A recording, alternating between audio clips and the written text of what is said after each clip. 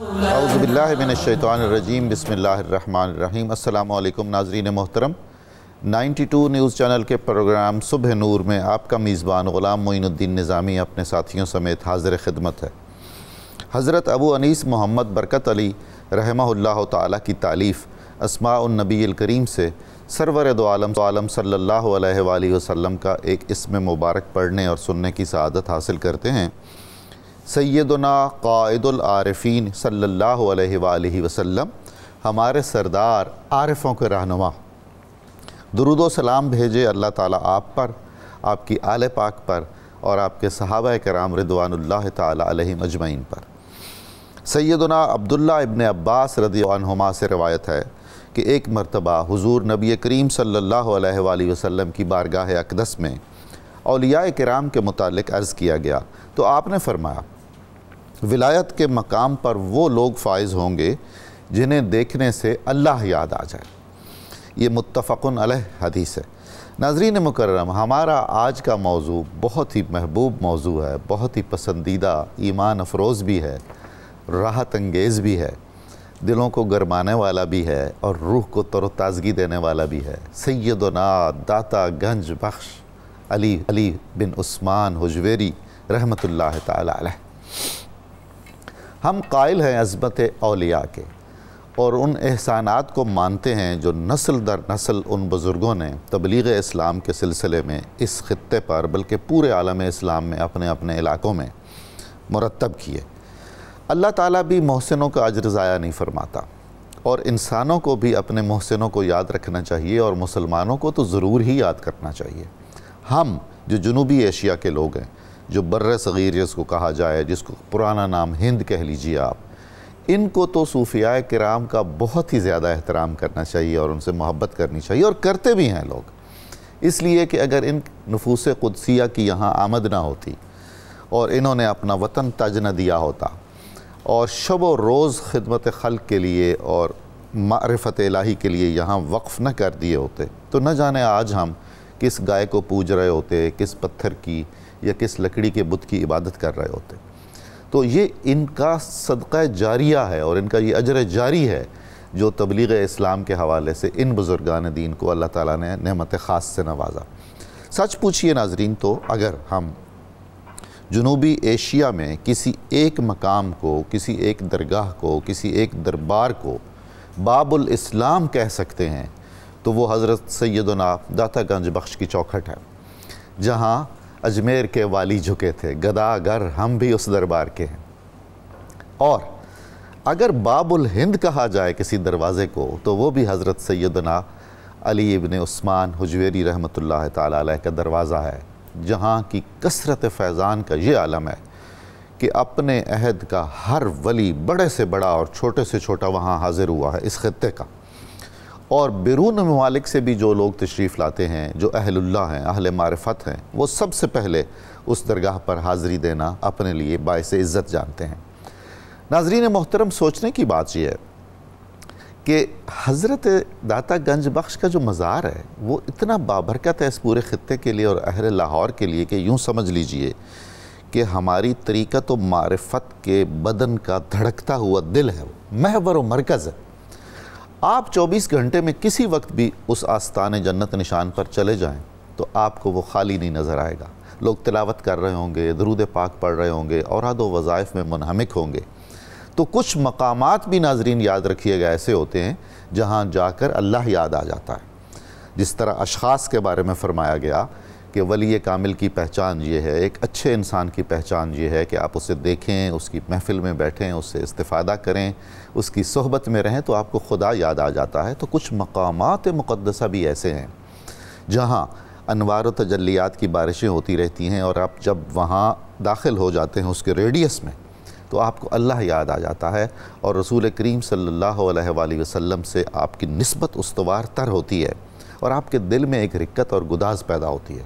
غزنی کے یہ درویش جو داتا گنج بخش کہلائے، درویشوں کا تو یہی ہے نا، اپنے ہاتھ خالی ہیں، دوسروں کے کشکول بھر رہے ہیں، اور اس درگاہ سے تو قیامت تک کشکول بھرتے رہیں گے۔ حضرت مجدد الفسانی رحمۃ اللہ تعالی علیہ نے آپ کے وجود مسعود کی وجہ سے لاہور کو شہروں کا قطب الارشاد قرار دیا، تو آپ اندازہ فرمائیے کہ 1000 سال ہونے کو آیا، آپ کا فیضان اسی طرح ہے۔ ناظرین محترم، لاہوریوں نے جتنی محبت کی ہے حضرت سید علی حجویری سے اس کی مثال نہیں ملتی ہے۔ میں سلام کرتا ہوں اہل لاہور کو، اہل پاکستان کو، اہل پنجاب کو، کہ جنہوں نے حضرت داتا صاحب کے عرس پر محبت اور عقیدت اور احترام کا وہ نمونہ پیش کرتے ہیں کہ ہم اقوام عالم میں فخر کرتے ہیں کہ ہم اپنے محسنوں کو اس طرح یاد کرتے ہیں۔ آپ کی خدمات، آپ کی کتاب کشف المحجوب، آپ کی تبلیغی سرگرمیاں، آپ کے اسفار اتنے ہیں کہ ناظرین محترم اگر ہم نقشہ مرتب کریں تو آج کے ماڈرن ورلڈ میں کم از کم 11 ممالک ہیں جہاں حضرت داتا گنج بخش نے پیدل سفر، حیرت ہوتی ہے۔ تو آپ انہیں طریقت و معرفت کا ابو البطوطہ کہہ سکتے ہیں، ابن بطوطہ نہیں، اتنے سفر کیے ہیں، اور وہ سفر تھے اولیاء کو دیکھنے کے لیے، علماء سے ملنے کے لیے، بزرگان دین کے مزارات پر حاضری دینے کے لیے، اور اس کا فیض دیکھیے اللہ تعالیٰ نے مخلوق خدا کے دل موڑ دیے ہیں، اور سارے رستے آج سید علی حجویری کے دربار کی طرف جا رہے ہیں۔ آپ کی شخصیت، خدمات پر گفتگو کرنے کے لیے، سعادت حاصل کرنے کے لیے، اور ان کی ان عظمتوں کو یاد کرنے کے لیے، ان احسانات کو یاد کرنے کے لیے جو ہم پر قرض ہیں ان کا، ہمارے ساتھ آج جو اہل دانش تشریف فرما ہیں، آپ کو بہت زیادہ مسرت ہوگی ان سے مل کر، ان کی گفتگو سن کر۔ آپ کی جانی پہچانی شخصیت محترم ڈاکٹر شبیر احمد جامی، بہت محترم ڈاکٹر شعیب احمد صاحب تشریف رکھتے ہیں ہمارے ساتھ، ہمارے جانے پہچانے بہت محترم جناب محمد زبیر صاحب تشریف رکھتے ہیں۔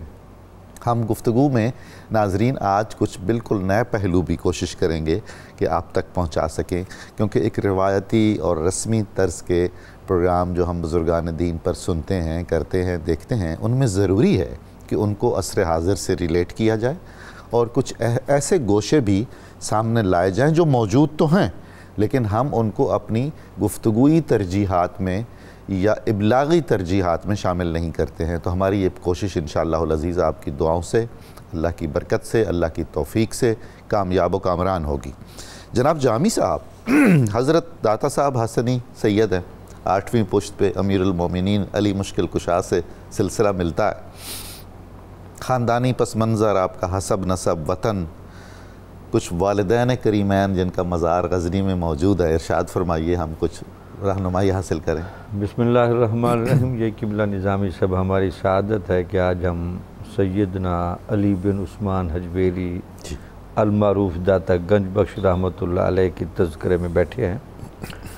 اللہ تعالیٰ کا ہمیشہ ایک نظام قدرت اور نظام رحمت رہا ہے جس کے مطابق افراد مختلف علاقوں میں تشریف لاتے رہے۔ جی، اللہ تعالیٰ کو ہمیشہ یہ منظور رہا ہے کہ ان اشخاص کے ذریعے دین اسلام کی آبیاری اور دین اسلام کا حقیقی رنگ اور قلب و نگاہ کے وہ جید مومن لوگوں کو دکھائے جائیں جن کو دیکھ کر ان کو ایمان کی دعوت دی جائے۔ سبحان اللہ۔ داتا صاحب رحمۃ اللہ علیہ جب لاہور میں تشریف لے، اور آپ کا جو تذکرہ ہے یہ تصوف کی دنیا میں جن کو ہم کہتے ہیں نیر تابہ، اور تصوف کی دنیا میں چنیدہ گوہر اور عبقری مزاج لوگ، اور تاثیر کے باب میں، اثرات کے باب میں، علم و روحانیت کے باب میں جن کا دبدبہ بہت زیادہ ہے۔ یہ شمس بازغہ بھی ہیں اور باز اشہب بھی ہیں۔ باز اشہب بھی ہیں، لامال ان کا تذکرہ بعد میں ہوگا۔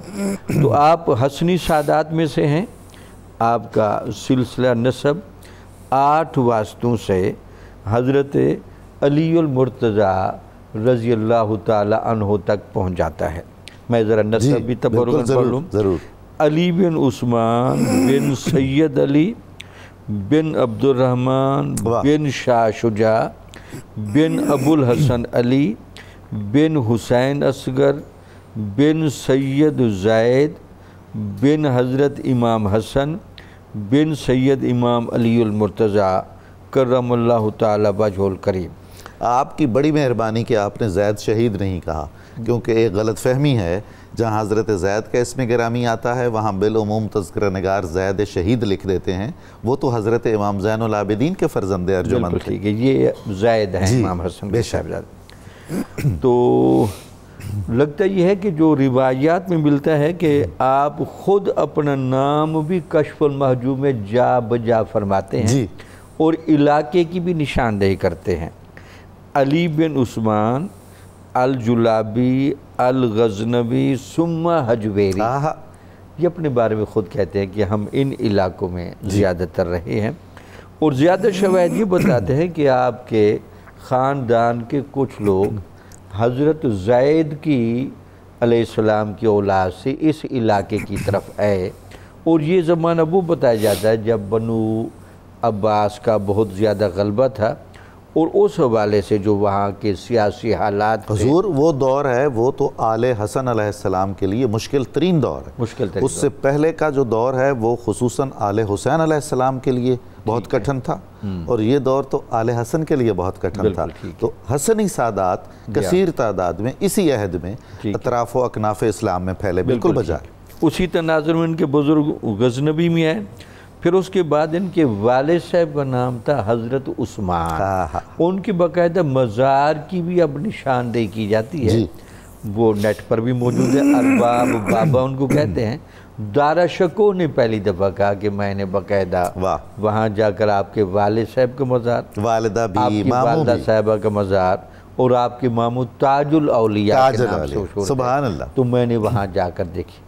لگتا ہے نجابت و شرافت کا یہ جو خاندان تھا، جس کے گوہر نایاب حضرت داتا علی حجویری ہیں، آپ نے ابتدائی زمانہ اپنے والدین اور اجداد کی آغوش میں ہی بہت سنہری طریقے سے گزارا، اور آپ کے بارے میں یہ بھی بتایا جاتا ہے کہ زیادہ قرائن یہی بتاتے ہیں کہ آپ مادر زاد ولی بھی تھے، اور آپ کے اندر وہ ساری تجسس کی، آثار بزرگوں کی، ذہانت اور فطانت کی ساری صورتیں موجود تھیں، جن کا بعد میں تفصیلی تذکرہ ہو۔ سبحان اللہ، سبحان اللہ۔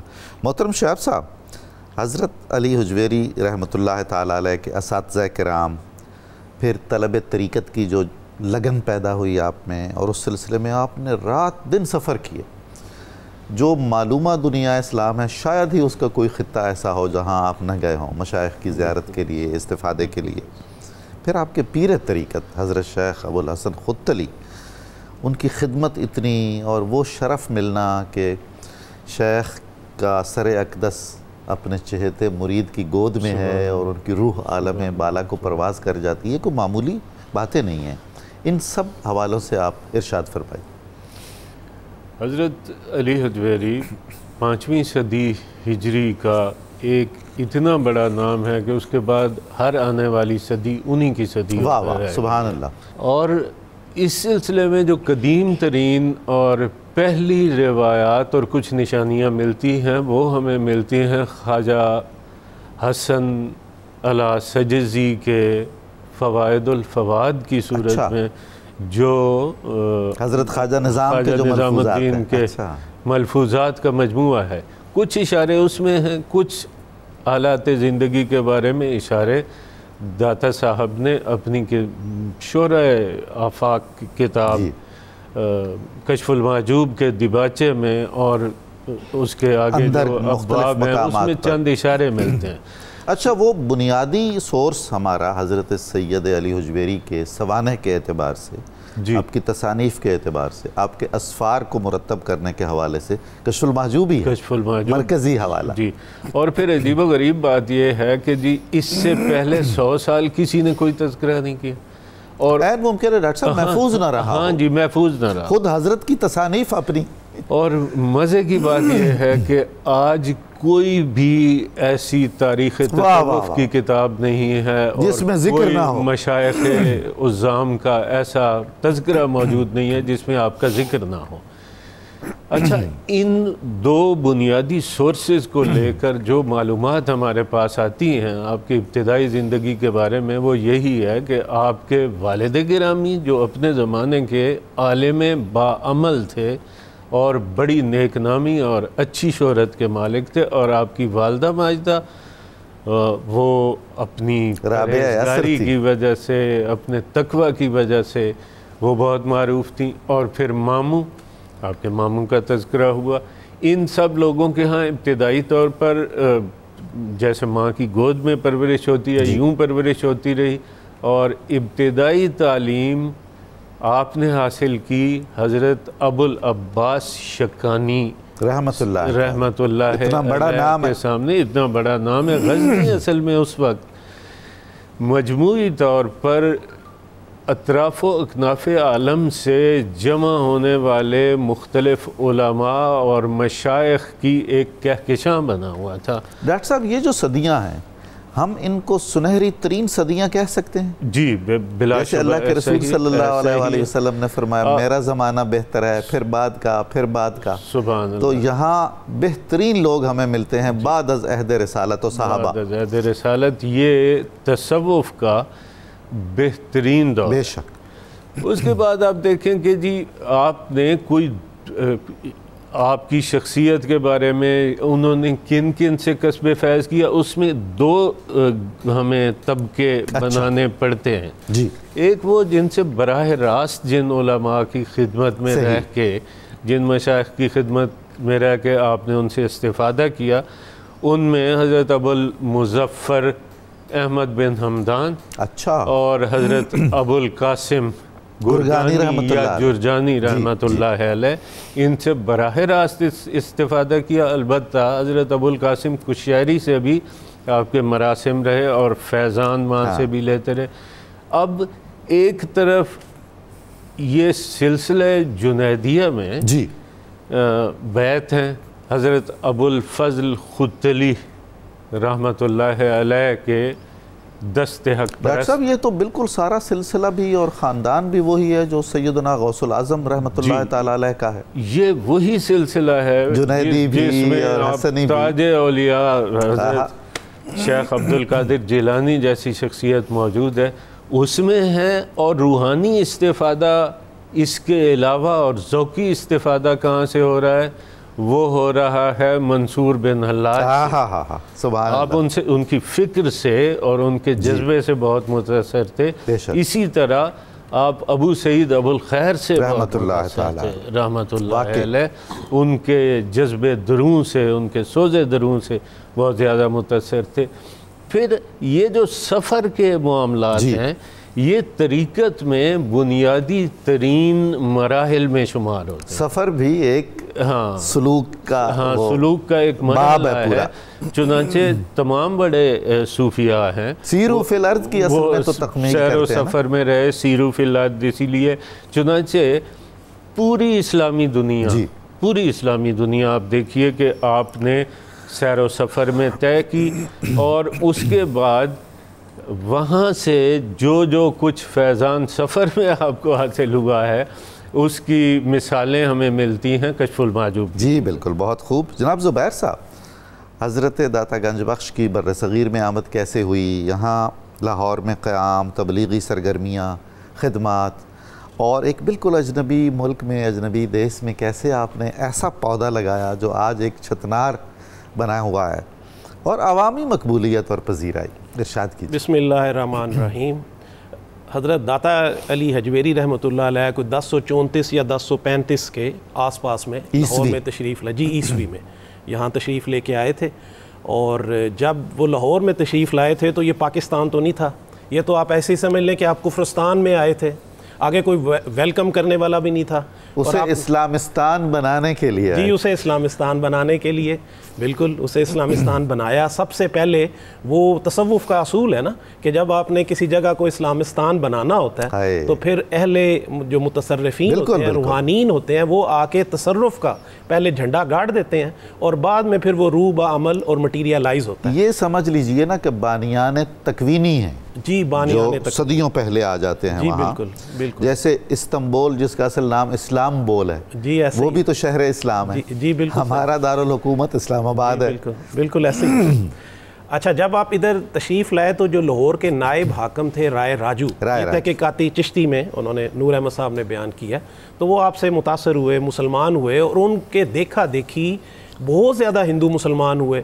اور وہ شیخ ہندی کون ہے؟ جی انہی کا نام شیخ ہندی آپ نے رکھا. اچھا. آپ نے ان کو پھر اس نام سے ملقب کر دیا, شیخ ہندی سے مسموم کیا. سبحان اللہ. تو وہ کہتے ہیں کہ جو بھاٹی گیٹ تھا نا اس وقت یہ موجود تھا, یہاں بہت ہندو رہتے تھے, وہ جوک در جوک مسلمان ہونے لگے تو انہوں نے یہ تھریٹن فیل کیا. وہاں پہ ایک جے سنگھ تھا, اس نے کہا یار یہ تو اتنی تیزی سے مسلمان ہوتے جا رہے ہیں, اور یہ کہہ رہے ہیں کہ یہ حجویری گیٹ ہے, یہ بھاٹی گیٹ نہیں ہے. تو وہ ان کے نام سے موسوم ہونا شروع ہو گیا.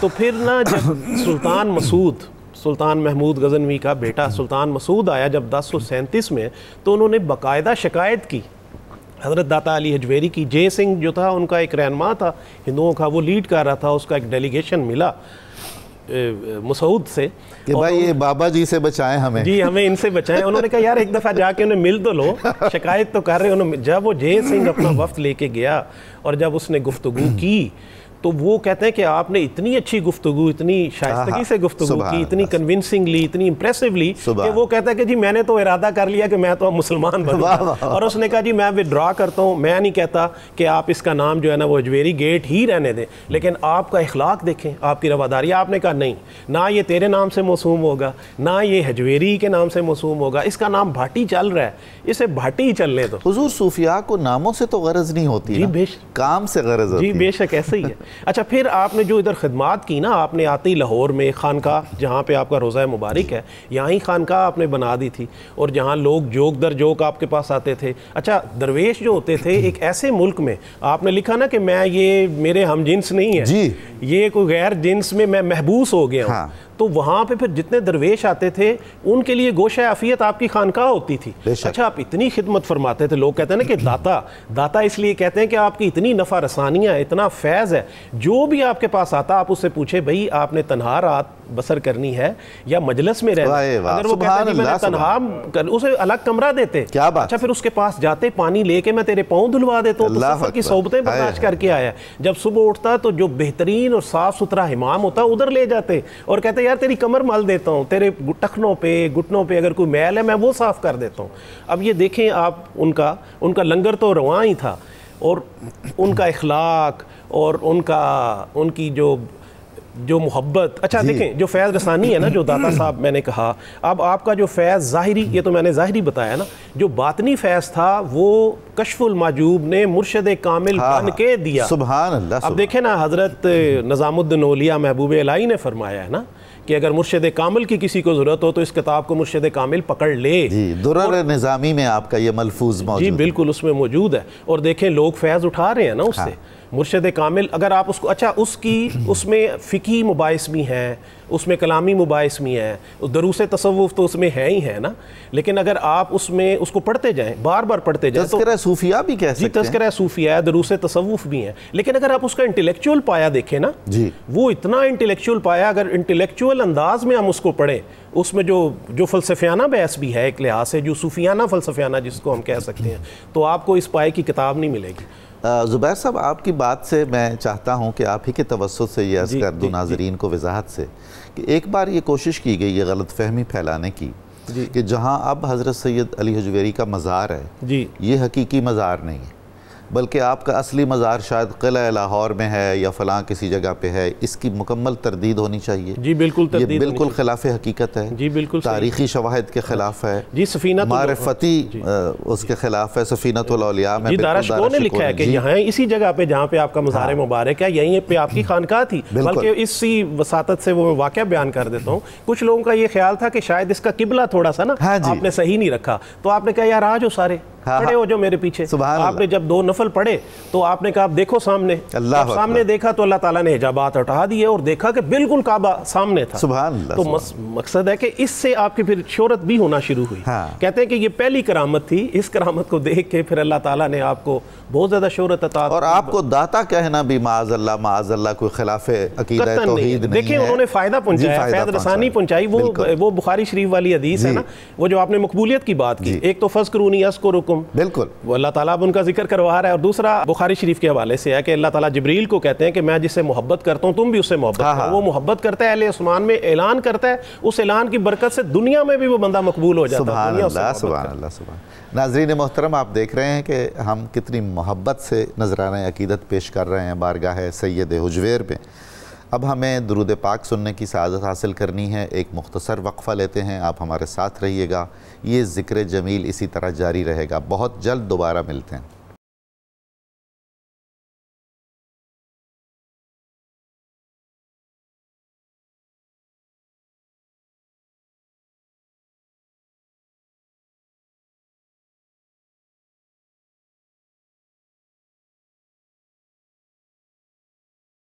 السلام علیکم ناظرین محترم، صبح نور میں دوبارہ خوش آمدید۔ ہم حضرت سید داتا گنج بخش علی بن عثمان حجویری رحمۃ اللہ تعالیٰ علیہ کا ذکر کر رہے ہیں۔ ناظرین، ایک عجیب و غریب تاریخی حقیقت ہے جس کی طرف ہمیں توجہ دینی چاہیے۔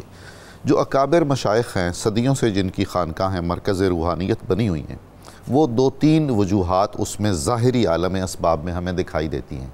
یا تو اللہ تعالیٰ نے انہیں لائق اولاد اور جانشین عطا فرمائے ہیں جنہوں نے عہد بعہد ان کے پیغام کو زندہ رکھا، یا ان کے خلفاء کی کثیر تعداد ہے جو اپنے اپنے علاقوں میں بھی صاحب فیضان ہوئے اور باقاعدہ ایک شجرہ طریقت اور سلسلہ طریقت منظم ہوا۔ اگلی صورتحال یہ ہے کہ باقاعدہ ان کے مرید جن کے شجروں میں ان کا اسم گرامی ہو وہ آج تک موجود ہو۔ ان میں سے ظاہری طور پر کوئی چیز بھی حضرت سید علی حجویری کے حوالے سے موجود نہیں ہے۔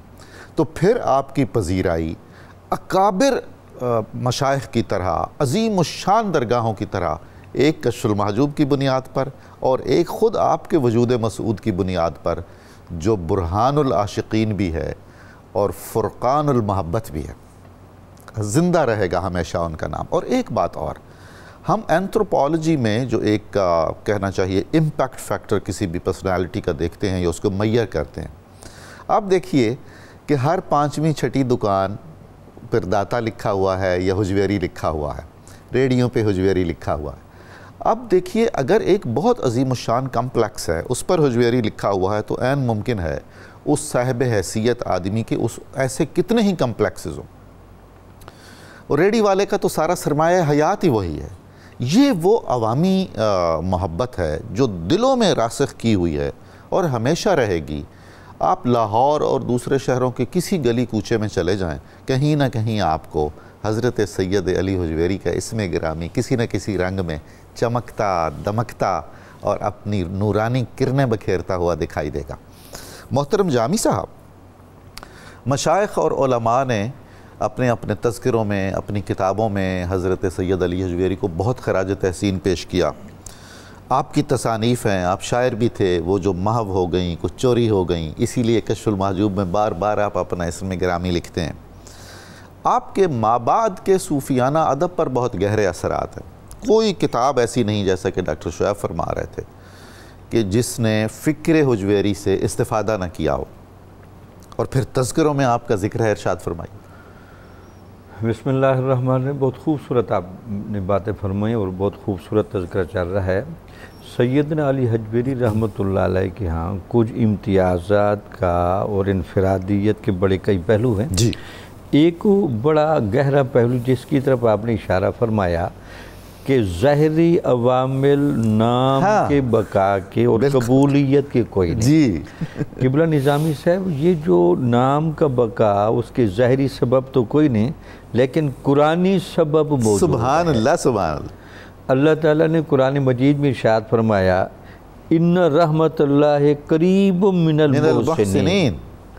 جو بندہ درجہ محسن پر آ جائے گا میری رحمت وہاں مسلسل رہے گی۔ سبحان اللہ، سبحان۔ اب داتا صاحب کے نام کی تشریح اگر اس آیت کی روشنی میں کر لی جائے، داتا صاحب رحمت اللہ علیہ محسن ہیں۔ بے شک اللہ کی رحمت جب قریب رہتی ہے، اس رحمت سے اٹھا کر اگر کسی کو دے دیں تو آپ داتا صاحب کو کیوں دیکھتے ہیں، رحمت الہی کو کیوں نہیں دیکھتے؟ تاکہ آپ کو اگر یہ شک لگتا ہے کہ اللہ ہی دیتا ہے تو وہاں بھی دیکھنے میں دے اللہ ہی رہا ہے، داتا صاحب تو درمیان میں وسیلہ بن کے بیٹھے ہیں۔ ہمارے بزرگان دین نے تو ہمیشہ یہی کہا نا جی کہ ان سعادت بزور بازو نیست، بالکل ٹھیک ہے، تا نہ بخشد خدائے بخشندہ، بالکل ٹھیک۔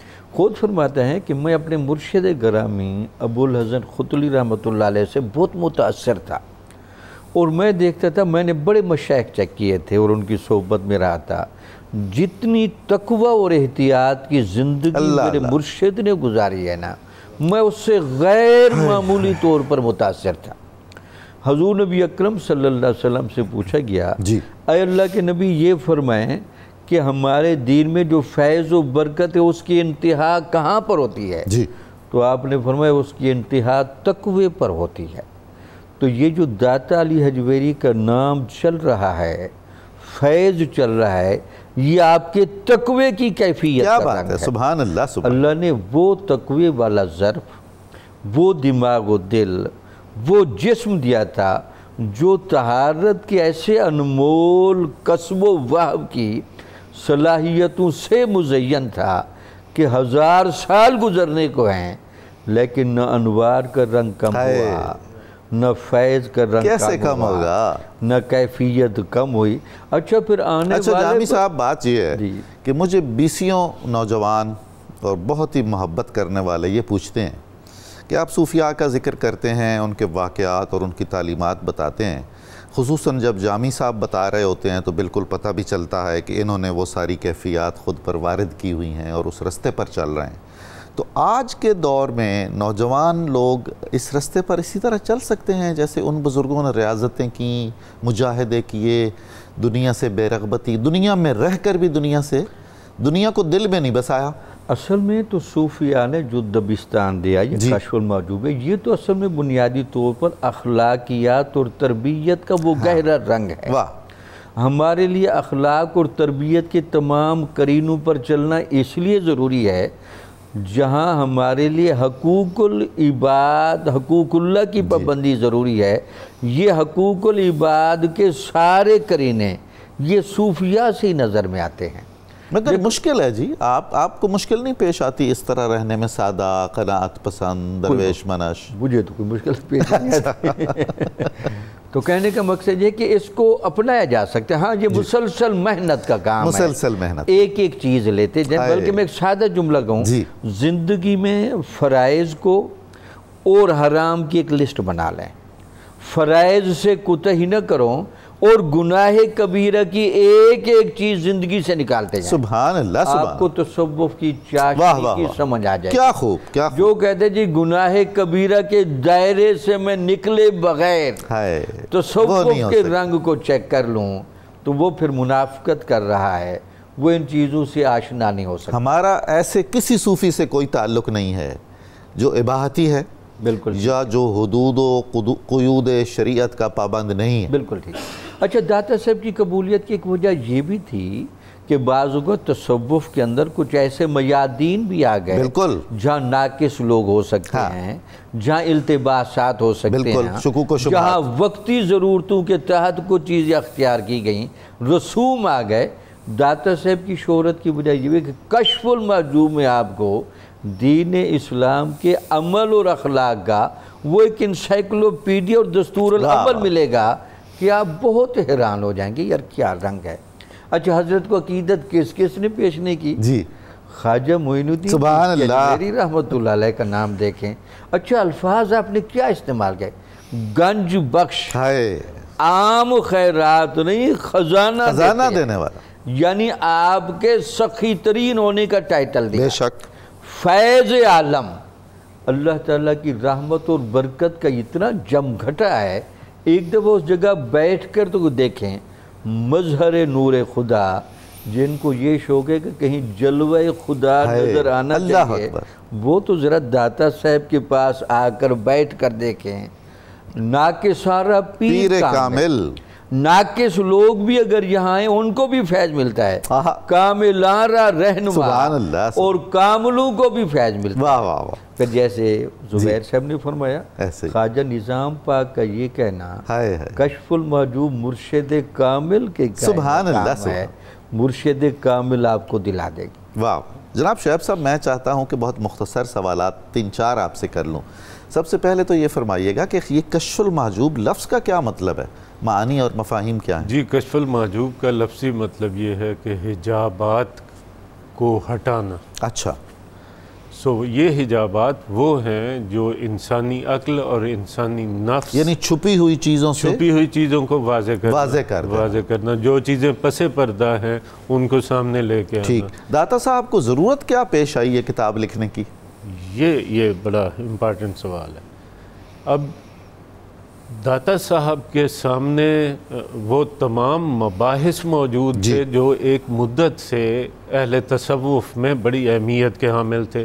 پھر ان کے پاس جو ان کے ایک عزیز ترین دوست تھے اور ان کے مرید تھے ابو سعید حجویری، انہوں نے انہی تمام حقائق کو دیکھتے ہوئے انہوں نے بھی کچھ سوالات طے کر رکھے تھے، کچھ استفسارات تھے جو انہوں نے اپنے لیے بھی پوچھے اور آنے والے سالکین کے لیے بھی کچھ چیزیں الٹ پلٹ ہو رہی تھیں، گڑمڑ ہو گئے تھے احوال صوفیہ، نام نہاد لوگ شامل ہو گئے تھے۔ دیکھیں کشف المحجوب میں اتنا ذکر ہے اور اتنا داتا صاحب نے شکوہ کیا ایک طرح سے کہ یہ اتنی خالص چیز، اتنی خوبصورت چیز، اتنی روحانی چیز، اس میں سے ناجائز فائدہ اٹھانے والے، اس میں کھوٹ ملایا جا رہا ہے، اپنی دکانیں چلانے والے، وہ اس کا گویا بھیڑیا جو ہے وہ بھیڑ کا لبادہ پہن کے وہ ان صفوں میں داخل ہو گئے تھے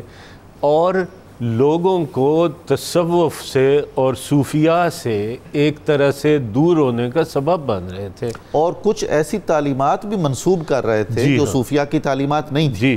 یعنی وہ حرکات وہ نہیں دیکھتے تھے جو حرکات یہ کر رہے تھے۔ کوئی بھی صوفی بغیر شریعت کے احکامات پر 100% عمل کرنے کے کوئی صوفی ہو نہیں سکتا۔ چنانچہ اس زمانے میں ڈرامہ بازی جو اب عروج پہ پہنچ گئی ہے وہ کافی حد تک ہو گئی تھی، تو ان کو ایک طرح سے ان کی رہنمائی کے لیے، حد فاصل پیدا کرنے کے لیے آپ نے یہ کتاب۔ ڈاکٹر صاحب 1000 سال ہو گئے کشف المحجوب کو لکھے ہوئے، اور ہم سنتے ہیں کہ دائرۃ المعارف ہے، ظاہر ہے اس کی بڑی اہمیت تو ہوگی بے مثال۔ اس کے تراجم کچھ ہوئے، اب نوجوان نسل ان کی اردو بھی کمزور ہے، فارسی تو بہت ہی مشکل ہے، ہمارے بہت سارے علماء نے تراجم کیے ہیں، ان کے خود تراجم کی ضرورت ہے۔ کچھ چند ایسے ترجمے آپ بتا دیجئے، کیونکہ نہیں یہ واقعتا نوجوانوں کے سوالات ہیں، بڑوں کے بھی سوالات ہیں کہ ہمیں اتنی عظیم الشان کتاب کے کچھ ایسے تراجم بتا دیجئے جن سے ہم استفادہ تو کر سکیں۔ ہمیں بہت سیدھی اور بہت سادہ شخصیات چاہیے ہمارے نوجوانوں کو، کمال ہے، اور بہت سیدھی اور سادہ الفاظ میں دین کو پیش کرنے کے لیے کتابیں چاہیے، اور روحانیت ظاہر ہے۔ اب یہ جو روحانیت والا مسئلہ ہے یہ یوں ہے کہ صوفیاء نے اس کو اخلاص عمل قرار دیا۔ سبحان اللہ۔ یعنی آپ جو کچھ شریعت کے احکامات کی بجا آوری کر رہے ہیں اس میں آپ کے اخلاص کی کتنی شمولیت ہے یا کتنی موجودگی ہے، تو اس اخلاص کی وجہ سے ہی آپ اس میں آگے جا سکتے ہیں۔ یہ ایک طرح سے تنقیدی کتاب بھی ہے اور نوجوانوں کے لیے ایک طرح سے مشعل راہ بھی ہے کہ وہ کن کن چیزوں کو ڈراپ کر دیں جو شامل ہو گئی ہیں خواہ اور کن کن چیزوں کو اختیار کریں جن پر عمل کیے بغیر کوئی بھی صوفی ہو نہیں سکتا۔ اسی لیے کشف المحجوب اپنے سادہ اسلوب کی وجہ سے زندہ ہے۔ اس کے انگریزی میں بہت اچھا ترجمہ کیا، بہت معتبر ترجمہ کیا۔ بڑا مشکل انگریزی ہے ڈاکٹر صاحب۔ نہیں مشکل، آپ اردو میں کوئی فرمائیے جو اچھے تراجم ہو، آسان۔ اردو میں بے شمار لوگوں نے تراجم کیے ہیں اور وہ تو کیے اور اس میں اپنی اینکیں۔ فضل الدین گوہر صاحب کا ترجمہ چھاپا ہے، ضیاء القرآن حضرت پیر کرم شاہ صاحب کا مقدمہ۔ ہاں، اسی طرح سید محمد فاروق القادری صاحب کا ترجمہ بہت اچھا ہے۔ اسی طرح ایک ترجمہ اپنا بہت خوبصورت ہے یزدانی صاحب کا، ڈاکٹر عبدالحمید یزدانی صاحب کا ترجمہ اور صدیق شبلی صاحب کا ترجمہ میرا خیال ہے نوجوان نسل کے لیے آسان بھی ہے اس کو سمجھنا، اور وہ بہت زیادہ ان پہ اثر انداز بھی ہو سکتا ہے۔ جناب زبیر صاحب، کشف المحجوب کی دیگر تمام جہتیں تو ہیں ہی ہیں، ہم اس کی روشنی میں ایک اچھا خاصا خاکہ مرتب کر سکتے ہیں حضرت سید علی حجویری رحمۃ اللہ تعالیٰ علیہ کی زندگی کا اور آپ کے سفروں کا اور آپ کے انداز فکر کا، آپ کے انداز تربیت کا. ایک تو اس پر آپ کچھ ہماری رہنمائی فرمائیے، اور یہ کہ ہم نے صرف کیا داتا صاحب کا عرسی منایا نسل در نسل، یا ہم نے کچھ ادارے قائم کیے، کچھ ایسی خدمت کی کہ فکر حجویری فروغ بھی پا سکے، اپنی اصل حالت میں بھی موجود رہے، اور ہم اس سے کوئی مستنیر بھی ہو سکیں؟ جی میں یہ دوسرے حصے کے بارے میں پہلے بتاؤں گا کہ 1980s میں اورینٹل کالج پنجاب یونیورسٹی میں حجویری چیئر قائم ہو چکی ہے. اچھا. اور اسی کو ہی اس کو دیکھتے ہوئے سندھ میں پھر عبداللطیف بھٹائی، سچل سرمست، اور پھر ملتان میں بہاؤالدین ذکریہ یونیورسٹی میں یہ سب ریسرچ چیئرز جی ان کی چیئرز. اور میں یہ سمجھتا ہوں کہ یہ داتا صاحب کا فیضان ہے. بے شک داتا صاحب گنج بخش ہے نا، وہ سب کو یہ فیض دے رہے ہیں. اور پھر ابھی ہم نے کشف المحجوب کی بات کی، ایک اس کے پہلو کی میں یہ بات کروں گا کہ اس میں زیادہ تر جو آپ نے استدلالات کی ہیں اور جو استشہاد کیا ہے وہ قرآن سے کی ہے. تو اس سے یہ پتہ چلتا ہے کہ آپ کی جو اورینٹیشن ہے نا وہ قرآن و حدیث ہے. بلکہ انٹلیکچوئلز یہ کہتے ہیں کہ جب پوری کتاب کا اگر ہم کرکس نکالیں دیکھتے ہیں کہ یہ جاتی کدھر ہے، اس میں منطق، اس کا استدلال، یہ ہمیں کہاں پہ لے کے جاتی. وہ کہتے ہیں احکام ربانی اور ارشادات رسول کریم صلی اللہ علیہ وسلم پہ یہ ہمیں لے کے جاتی ہے. تو یہ کتاب ایک ایسی کتاب ہے جو آپ کو قرآن سے جوڑتی ہے. اچھا دیکھیں نا، کبھی کبھی مقوی غذا کسی بیمار آدمی کو وہ ہضم نہیں ہو رہی ہے. قرآن پاک کی بڑی مقوی غذا ہے، ہماری روحیں بیمار ہیں. تو اب یہ صوفیاء یہ کوشش کرتے ہیں کہ یار ان کو قرآن کی غذا پہ لگانا ہے، تو کیسے لگانا ہے؟ تو پھر وہ اپنی باطنی بھٹیوں میں کشید کر کے نا قرآن اور حدیث کا جوہر اور عرق نکال کے وہ دیتے ہیں تاکہ ہماری بیمار روحیں کوئی صحت یاب اور یہ قرآن پہ لگیں، قرآن کی مقوی غذا کو ہضم کر سکیں.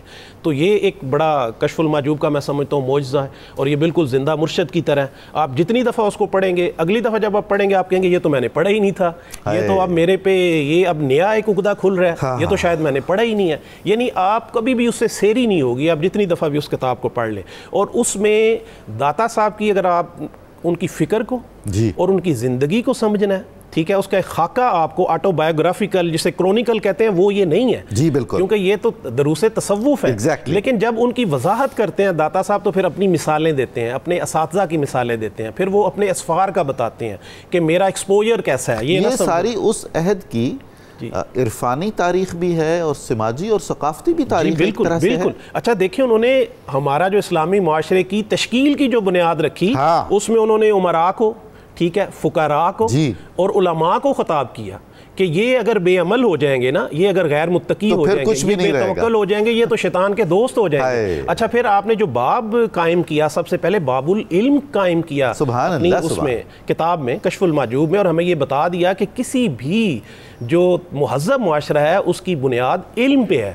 اور آپ نے جو اس میں ابواب قائم کیا نا وہ بالکل ایسی ہے جیسے ہمارے محدثین نے ابواب قائم کیے ہیں، بالکل اسی طرز پہ آپ نے اس کے ابواب. اب دور جدید میں جس طرح ہمیں خاکہ بناتے ہیں یا چیپٹرائزیشن کرتے ہیں، جی بالکل 1000 سال پہلے ہمیں وہ شعور ملتا ہے. بالکل وہ شعور ملتا ہے، بالکل یقین کریں اتنی کرٹیکلی انہوں نے لکھی ہے. اور میں سمجھتا ہوں کہ تصوف پہ جو متصوفین اور جو جھوٹے صوفیاء ہیں، جو فیک صوفیز ہیں، ان پہ جتنی تنقید آپ نے کی ہے شاید ہی کسی نے کی ہو. آپ نے کہا کہ اہل حق پہ انہوں نے ترک شریعت کو طریقت بنا دیا اور اہل حق پہ اتنی سختی کر دی ہے جس طرح مروان نے اہل بیت کے افراد پہ کر دی. سبحان اللہ، سبحان اللہ. اس حد تک آپ نے اچھا جب کوئی صوفی آتا ہے اس کی بڑی خدمت کرتے، لیکن جب دیکھتے نا کہ یہ فیک صوفی ہے تو اس کی طرف التفات نہ کرتے، کہتے ہیں کہ پہلے ٹھیک ہو جاؤ، اپنی خود غرضی کو ختم کرو تو پھر میں تمہاری طرف رجوع کروں گا. اچھا، اپنے واقعات جو آپ نے جا بجا ارشاد فرمائے ہیں، ہاں جی، اس میں آپ اتنی صداقت کا اظہار کرتے ہیں اور اتنے اخلاص کا اظہار کرتے ہیں، اس سے ہمیں پڑھنے والے کو ایک اپنائیت لگتی ہے. جی بے شک. اور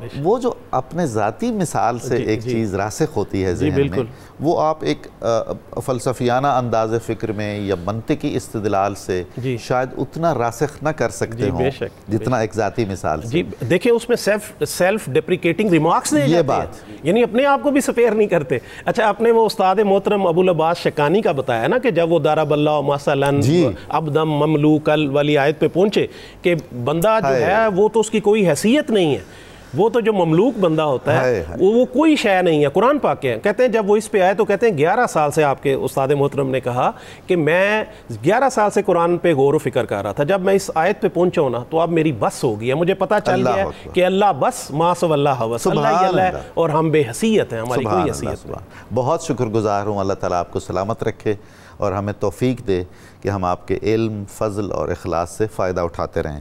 ناظرین مکرم, کتاب الشفا سے تکبر سے بچنے کا ایک عمل ہے, اس کی بہت ضرورت ہے. بہت سارے ایسے متکبر ہیں جنہیں یہ احساس ہی نہیں ہے کہ وہ اہل تکبر میں سے ہیں, اور ان کا تکبر اتنا انکسار آمیز ہے کہ دوسرے بھی نہیں پہچان سکتے کہ یہ تو دراصل ان کے اندر تو ایک فرعون نفس چھپا ہوا ہے. دن میں کسی بھی وقت اول و آخر درود پاک کے ساتھ سورہ مومن کی آیت نمبر 41 بار پڑھنے کا معمول بنانے سے انسان تکبر جیسی مہلک روحانی بیماری سے محفوظ رہتا ہے. حضرت داتا گنج بخش علی حجویری رحمۃ اللہ تعالیٰ علیہ کا قول مبارک ہے, مخلوق خدا کو کھانا کھلاؤ کیونکہ ہر چیز کی زکوٰۃ ہوتی ہے اور گھر کی زکوٰۃ مہمان کو کھانا کھلانا ہے. آج کے روزنامہ 92 نیوز میں حضرت داتا گنج بخش علی حجویری رحمۃ اللہ تعالیٰ علیہ کے زیر عنوان بہت اچھا مضمون شائع ہوا ہے, آپ استفادہ فرمائیے گا. پروگرام کی تفصیل جاننے کے لیے صبح نور کے ایکس کو فالو کریں, ہمارا فیس بک پیج لائک کریں, پروگرام دیکھنے کے لیے ہمارا یوٹیوب چینل سبسکرائب کریں اور ہمیں اپنی قیمتی آراء سے ضرور آگاہ فرمائیں.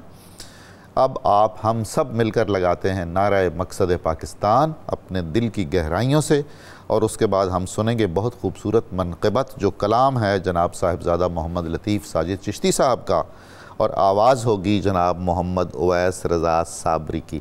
بہت خوبصورت, بہت مدھم, بہت نرم, بہت دل میں اتر جانے والی آواز. آئیے نعرہ لگاتے ہیں, پاکستان کا مطلب کیا, لا الہ الا اللہ محمد الرسول. جناب والا دکھایا خلد کا راستہ علی حجویری داتا نے, دکھایا خلد کا راستہ علی حجویری داتا نے, نبی کا دین پھیلایا علی حجویری داتا نے, نبی کا دین پھیلایا علی حجویری داتا نے. ملی مائے حسن سے روشنی اسلام کی ہم کو, ملی ماہ حسن سے روشنی اسلام کی ہم کو, دلوں کو خوب چمکایا علی حجویری داتا نے, دلوں کو خوب چمکایا علی حجویری داتا نے. کوئی سائل کبھی خالی نہیں واپس کیا در سے, کوئی سائل کبھی خالی نہیں واپس کیا در سے, کرم ہے خاص ہی رکھا علی حجویری داتا نے, کرم ہے خاص ہی رکھا علی حجویری داتا نے۔ میں ساجد ان کے قدموں کو نہ کیوں چوموں گا آنکھوں سے، میں ساجد ان کے قدموں کو نہ کیوں چوموں گا آنکھوں سے، کہ دل میرا کیا زندہ علی حجویری داتا نے، کہ دل میرا کیا زندہ علی حجویری داتا نے۔ نبی کا دین پھیلایا علی حجویری داتا نے، دکھایا خلد کا راستہ علی حجویری